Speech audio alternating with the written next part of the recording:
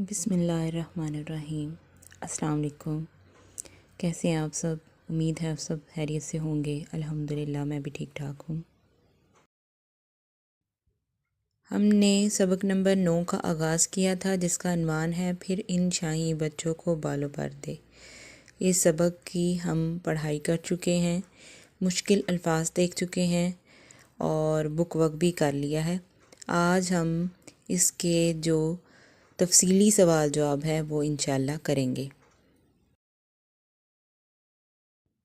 تفصیلی سوال جواب چونکہ ہم کاپی پہ کرتے ہیں تو سب سے پہلے اوپر لکھیں گے جماعت کا کام، سبق نمبر 9، پھر ان شاہی بچوں کو بالوں پر دے، یہ عنوان لکھیں گے۔ درج ذیل سوالات کے مفصل جواب دیں۔ سوال نمبر 1 ہے، شاہین کی کون سی صفت کا تعلق خالص دین اسلام سے ہے؟ اس صفت کی وضاحت کریں۔ تو اس کا جواب یوں ہے کہ شاہین کی دوسری صفت فکر و درویشی کا تعلق خالص دین اسلام سے ہے۔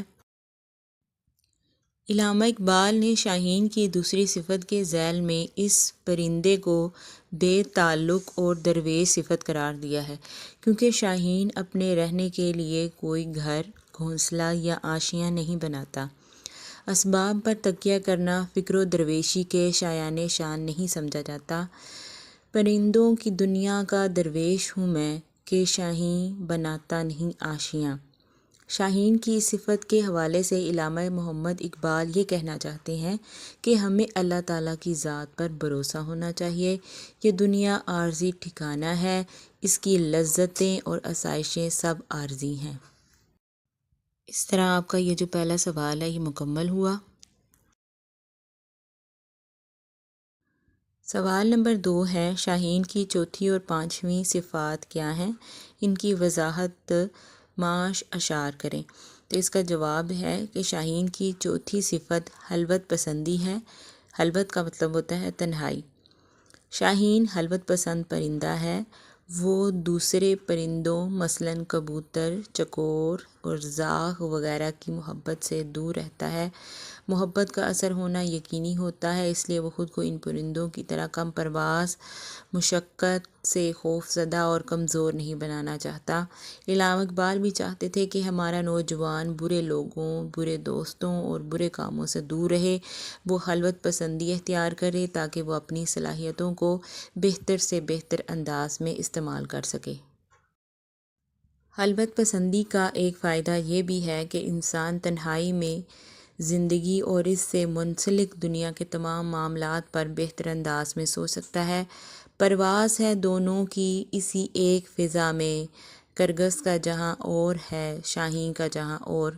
علامہ اقبال کے مطابق شاہین میں پانچویں بڑی صفت دور بینی اور تیز نگاہی ہے۔ شاہین میں یہ خوبی ہے کہ وہ کئی میل کی بلندی سے اپنے شکار کو دیکھ لیتا ہے۔ وہ اپنی بلند پروازی اور دور بینی کی صلاحیتوں سے ایسے مقامات پر بھی دیکھ لیتا ہے جہاں تک باقی پرندوں کو رسائی حاصل نہیں ہوتی۔ علامہ اقبال نوجوانوں کو بھی ایسا ہی تیز نگاہ دیکھنا چاہتے ہیں۔ آپ ان میں عقابی روح پیدا کرنا چاہتے ہیں۔ آپ چاہتے ہیں کہ یہ ذلت کی زندگی ترک کر دیں، اپنی صلاحیتوں کو نہ صرف پہچانیں بلکہ ان میں خاطر خواہ اضافہ بھی کریں اور وہ آسمانوں میں چھپی منزلوں کو بھی پا سکتے ہیں۔ اس طرح آپ کا دوسرا سوال بھی مکمل ہوا۔